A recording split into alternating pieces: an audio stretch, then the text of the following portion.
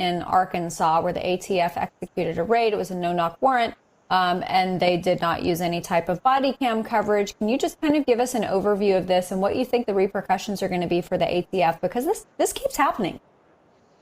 Right. Well, unfortunately, it doesn't look like the ATF has changed its tactics since Waco. There was ample opportunity for them to arrest Brian Malinowski outside of his home when he was commuting to work, when he's in the driveway in his car, or he actually worked in a gun-free zone. So if you just picked him up at an airport, he wouldn't have had a firearm on him, and it would have been perfectly safe. But instead, they raided his home in a pre-dawn raid, and they ended up in a gunfight, and he was killed. And that's totally unacceptable. Now, they accused Brian of being engaged in the business of dealing firearms without a license.